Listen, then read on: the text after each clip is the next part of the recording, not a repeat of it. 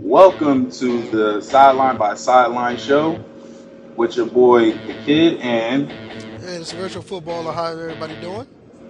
hey man, what's going on with you today? Man, it's just another day, sitting around, looking at sports as usual, chilling, relaxing. How about yourself? Oh man, I'm on cloud nine because you know why? What's Uh, what's that? because man, the Giants got shellacked. They Yeah, caught. yeah, yeah, yeah, yeah. The Giants got beat up, man. I mean, they're not looking good at all. They're not looking good at all right now. Oh man, but before we get into that, we're gonna get into this. We're gonna get into this news. These news topics of the week that both of us thought were pretty good. Arian Foster. Arian Foster talks about taking money while he was at Tennessee and calls the NCAA bullies of all this. Yeah, yeah, yeah. I mean, to a degree, I agree with him because of the fact that the NCAA make all this money off of these players who pretty much make the money for them. Without the players, they wouldn't be bringing this revenue in. They wouldn't have any, fans in the seats or anything. So for him to say that, all he wanted was something to eat and he got a little handout every now and then because he was hungry, personally, I don't see anything wrong with that. I mean, what are your thoughts about it? Man, look, I think this. Arian Foster said people already know. If you think, let's think about it. Let's think about it. How many cases have we heard of players taking money? We can go all the way back to SMU. We probably go back further than that. I mean, Eric Dickerson? He had a gold card. Yeah, exactly. Where do you think he got the money back? He ain't just magically get that money. I mean, these players been taking money for the longest. I don't see why this is really news. I think more or less all the other major news outlets quote onto the story because Arian Foster called them bullies. And he didn't say anything that people wasn't thinking because when you have somebody work for you and not pay them and you're getting paid off them, that's really servitude. Yeah. When you think about it. So this story caught legs, and I don't really see why it caught legs. And it was all over the place for some reason. Well, it's getting to the point where it has to become to the forefront because, all these players, it all started with the Johnny Manziel thing and the NCAA getting paid, buku money off of this NCAA 14. And these college players and their likeness. I mean, that's pretty much where it started from.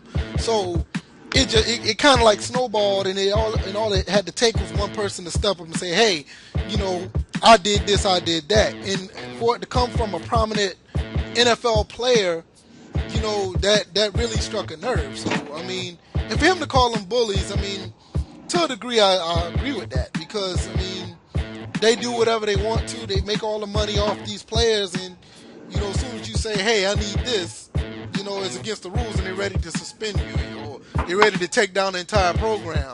Sit down, youngster.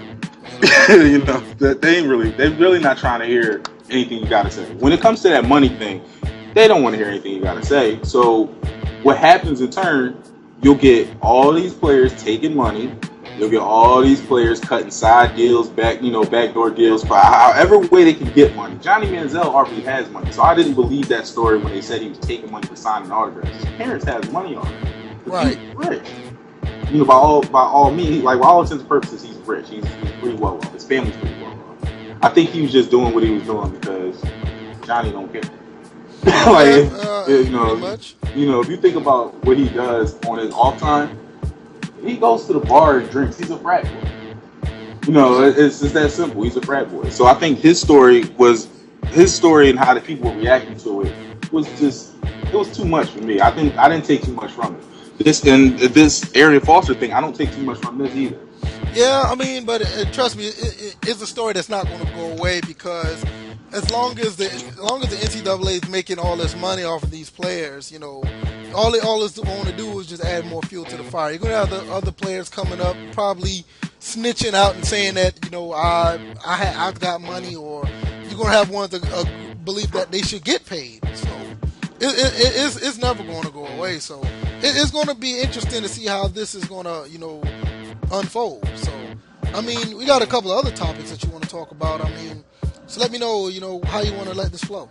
All right, well, we're going to get into this Gale Sayers thing because I think this Gale Sayers thing is a little bit more interesting than the last topic we talked about. Gale Sayers right now is suing Riddell the helmet maker, the helmet company for the NFL. Um, Basically his concussions and possible post-concussion syndrome.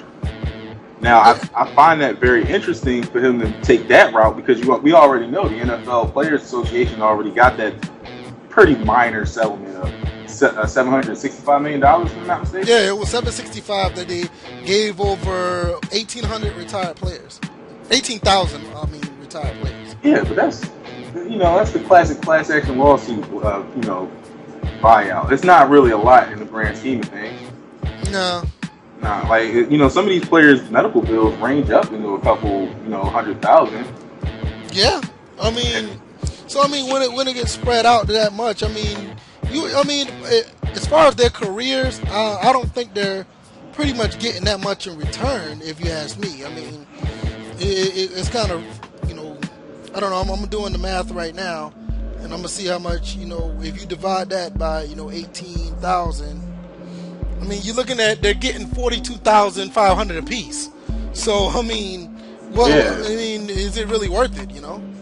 They look. The NFL got off scot free. The NFL last time I remember, the money that they posted up was in the billion range. I think $10 billion. No, they made this is a $9 billion business on a yearly basis. Yeah, so $9 billion a year. You settled out of court. Well, you settled for 765 million. I think the NFL won. You already know what those owners and those reps was doing behind the scenes when they heard that deal go down and the players accepted it. They was giving each other high fives, doing a Tiger Woods fist pump. They was jumping for joy because there was no way that anybody should have settled for that if you actually do the numbers and break it down. Right. Okay, I got an update right here. I'm looking right now. I got an update. Gale Sayers will no longer sue the NFL or Riddell as originally reported. Ah. Yeah. I mean, I'm looking at it right now. He told, I'm gonna read it out to you. It says, Gale Sayers told the Tribune on Saturday that he did not consent to a lawsuit filed under his name on Friday. So apparently he was going to do it, then he backed out. So yeah, somebody must have gave him some advice. Yeah. Somebody had to give him some advice. Somebody probably told him it wasn't a winnable lawsuit. Yeah, I'm just trying to understand. I think he's just trying to piggyback on that little bit of money that everybody got. I mean, to be honest, I don't even think he really suffered from any symptoms. I mean, not that I know of. I haven't heard anything. I mean, it wasn't like he was like Earl Campbell or anything. Well, that Earl Campbell case is sad. Earl Campbell can't even walk. But yeah, I know. But honestly, let's just be real about it. Let's just be completely real and just go and put it out there. If you play the violent sport, what do you think is going to happen? Exactly. Let's just be real. Now, that's like me constantly, that's like me being like, let's say I'm gonna be a wrestler, and I'm constantly doing these crazy, these violent acts over and over and over, like falling on the mat, doing backflips off the top rope, and I'm going to get hurt. Now I go back and sue WWE because I have post-concussion syndrome. Because I don't make sense. It doesn't. Yeah, I mean, exactly. I mean, I was saying, like, most of these guys pretty much knew what they were signing up for, regardless if they had to sign up for consent or not. They know what kind of sport they was getting into. I mean, so. And you know what's funny? You interview the guys, they'll say, if I had to do it all over again, I'll do the same thing. Exactly.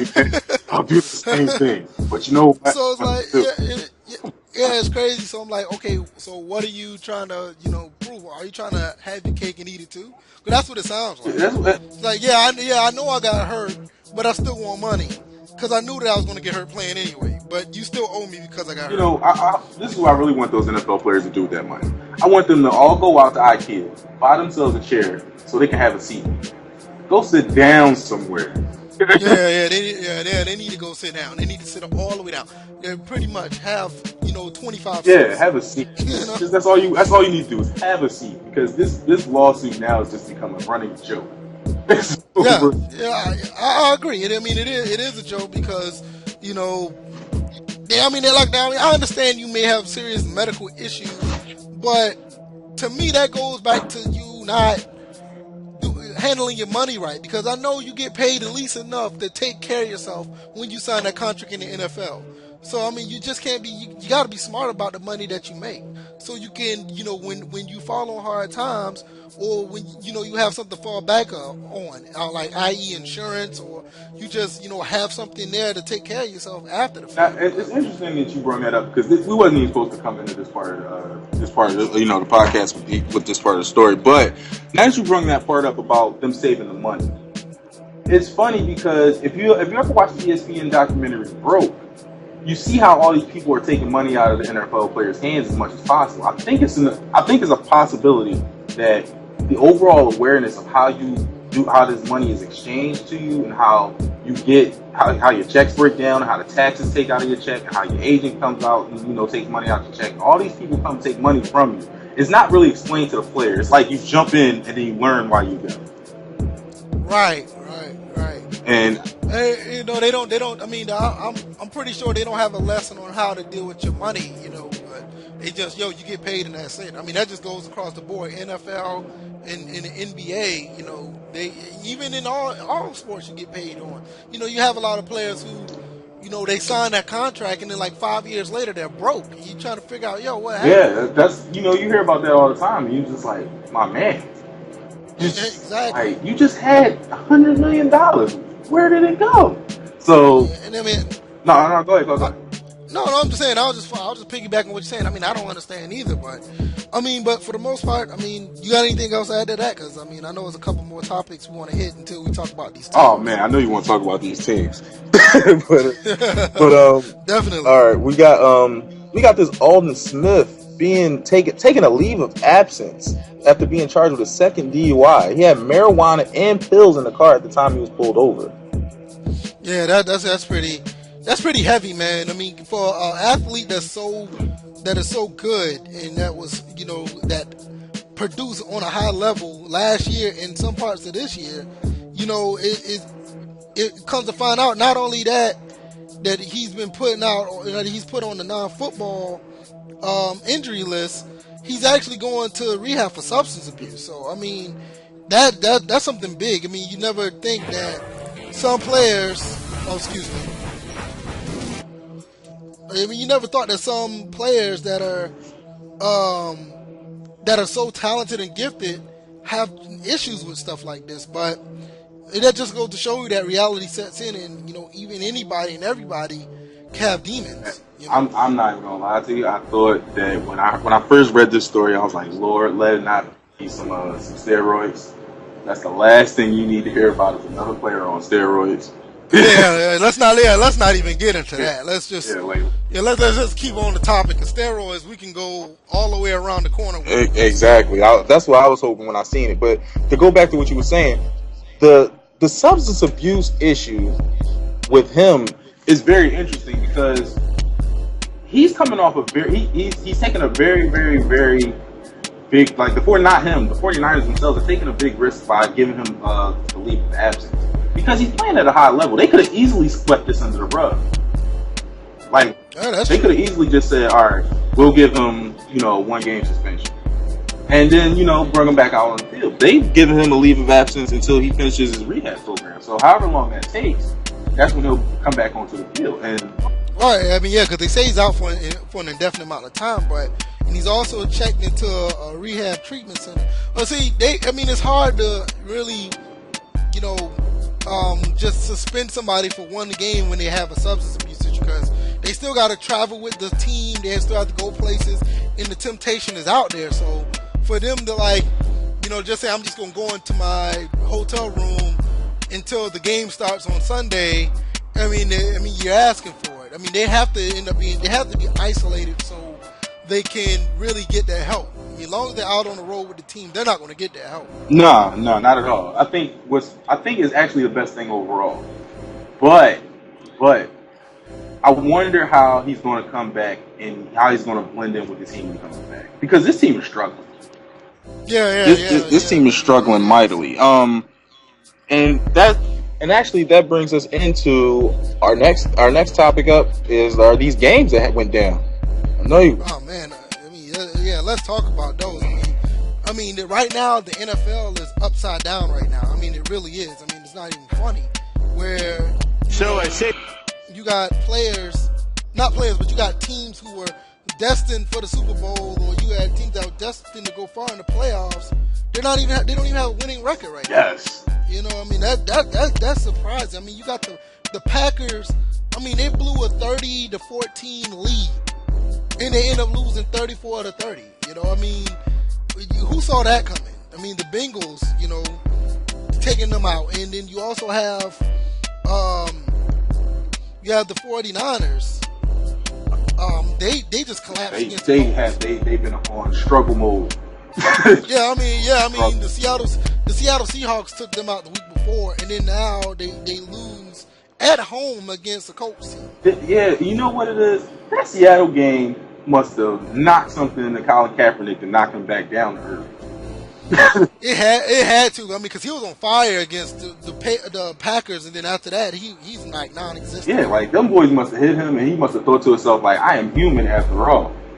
And right. he's playing like it. He's not playing like the guy that was playing last season. I mean, because when he played against the Packers, I mean, he threw for like 450 yards. He had 4 touchdowns. He ran a good bit, and now he's playing against the Colts, and he was 13-27, 150 yards, no touchdowns. Yeah, 150.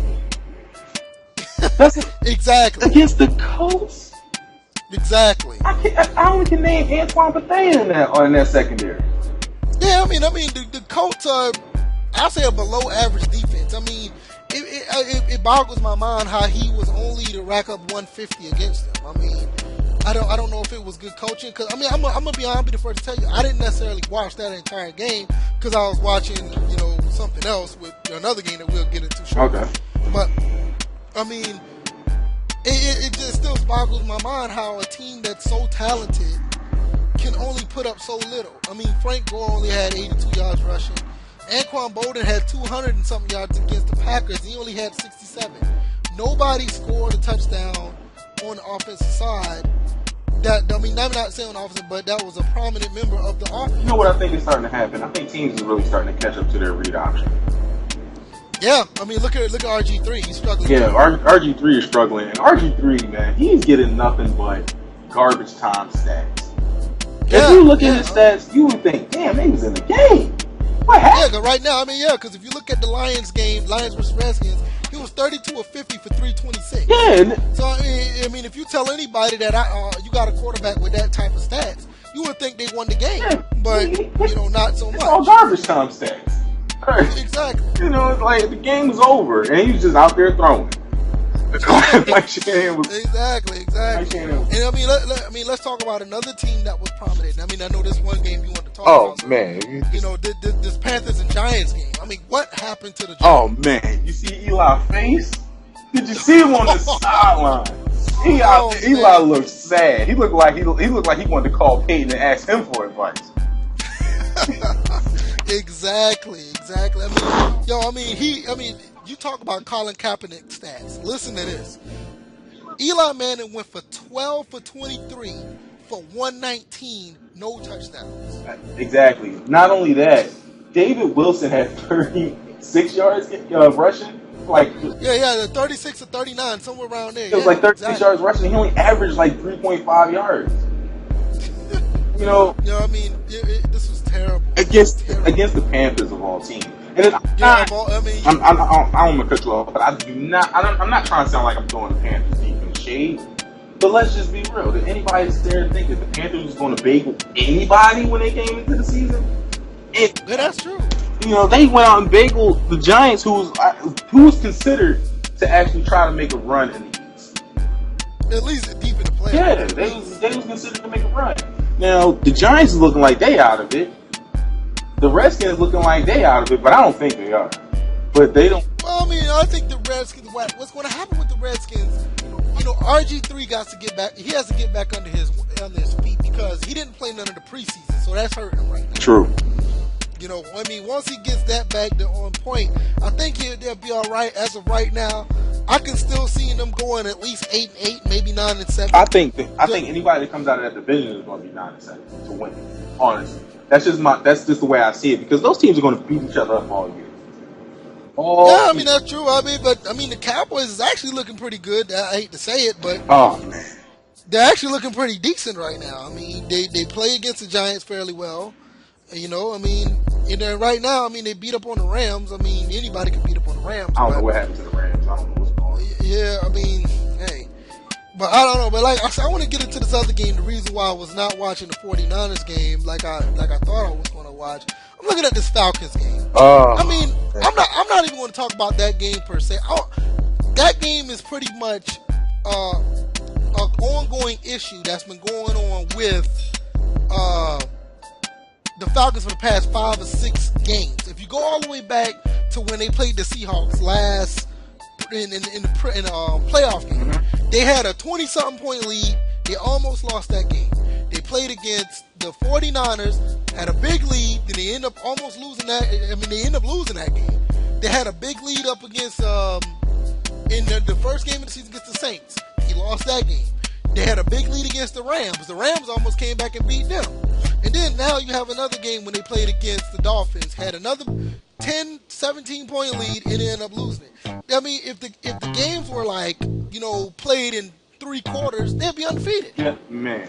See, what it is the Falcons don't know how to close out. And I don't know what it is. I don't know whether Matty Ice just doesn't know how to get his team rallied around him in that last quarter or that last 2 minutes of a fourth quarter. But it feels like the Falcons just cannot close anybody out right now at all. I mean, it's terrible, man. It's real bad. There's a lot of teams that they really should have beat, and it comes down to poise under pressure.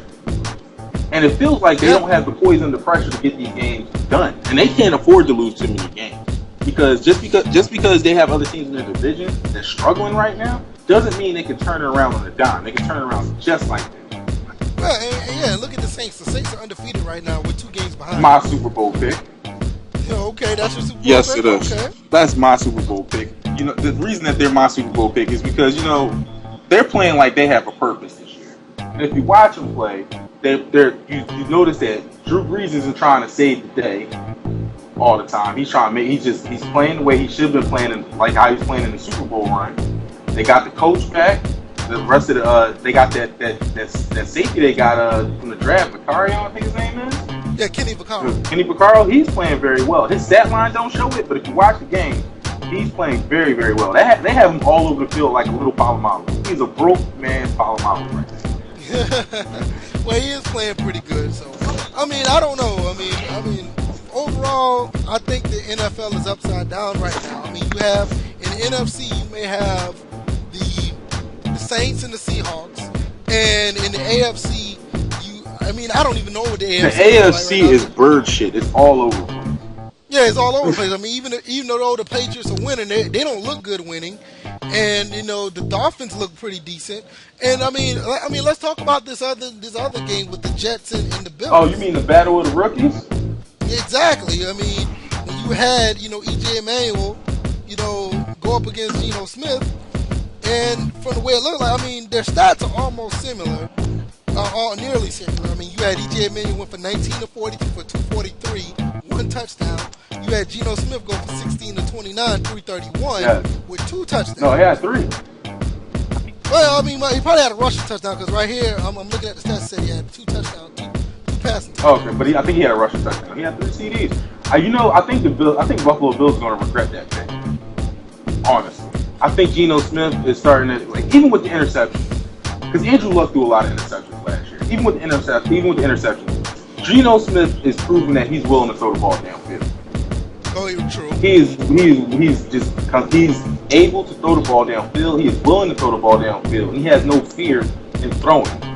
Like even though he's making bad decisions with the interceptions, he's going out there and taking his shot. That's probably the best thing that the Jets needed, because the Jets are actually playing like a team that they should have played like last year. They're playing with an invigorated spirit, because they want to go out there and they want to hit somebody in the mouth on defense, and they actually have a quarterback that's going to keep the defense off the field long enough to get some rest, so they can go back out and hit somebody in the mouth. Yeah. So this Jets team, if they can keep building on this momentum, they're going to be a tough team to beat. Yeah, I mean, I think Geno Smith was pretty much a steal for the Jets to get him in the second round, because I know he was decent at West Virginia, But I didn't know he was going to be this well for this team because he's bringing the team together much better than Mark Sanchez could ever think of. And EJ Emanuel, I think he'll end up being a good fit for Buffalo. I don't see him. I think they could build around him, but I think we both can make a case that these two picks should have been switched. I'm gonna make the case now, and I'll go out on the limb and make the case now because the season's still young. But I like what I'm seeing from Geno Smith. I'm liking his willingness to go ahead and take the risk that he needs to take to get the team back in the game. And if you watch EJ Manuel play, he's becoming Captain Checkdown. If you watch him play, he's really becoming Captain Checkdown. He's not trying to throw the ball deep. He's not even really trying to break it out on his legs too often either because he got wheels, which I really understand. So it's funny how they made that pick, and I guess they thought because Geno Smith lost those 4 games in a row at West Virginia, he was somehow a lesser quarterback. I don't see it because really, if you watch the rest of his games at West Virginia, he was playing like this for a while. He's playing the same way for a long time. He just had some bad things. He had some bad luck in West Virginia. They didn't have a defense anyway. Yeah. I mean, I think overall, I think both teams are going to be all right. But like I said, they could have. It could have been a good case if these two players were switched on different teams. But I mean, what else you want to cover? I know there's a couple other topics you wanted to cover in our first podcast. Oh yeah, we're gonna talk about some of these teams that's really in trouble right now. We covered a couple of them, but we really want to get into some of these teams that's in trouble, and maybe we can figure out what the problem is with it, why they are in trouble.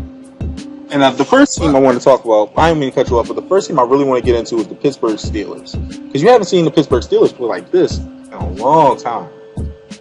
I mean, I don't have an answer for it. I'm gonna be honest with you. I mean, they don't have the necessarily running game that they wanted, and their starting center is out. Mm-hmm. But outside of that, I guess that is the big main focal point of the reason why they're going south. And even the defense is a little bit older, so those are the two things I can go. I mean, the offensive line and the defense is just pretty much terrible right now. Well, I think their offensive line is terrible. Even when they had Pouncey in the game, they still weren't that good. Ben Roethlisberger takes way too many hits, partly because he stands in the pocket and holds the ball too long, but a lot of times it's just because they can't protect him. And not only is they can't protect him, it doesn't seem like offensive line is even breaking any holes open for the running backs. And I think the biggest mistake that they made was letting go of Rashard Mendenhall. Rashard Mendenhall was because even though he's not an elite running back by any stretch, he is probably he's the best running back out of the 3 that they have right now.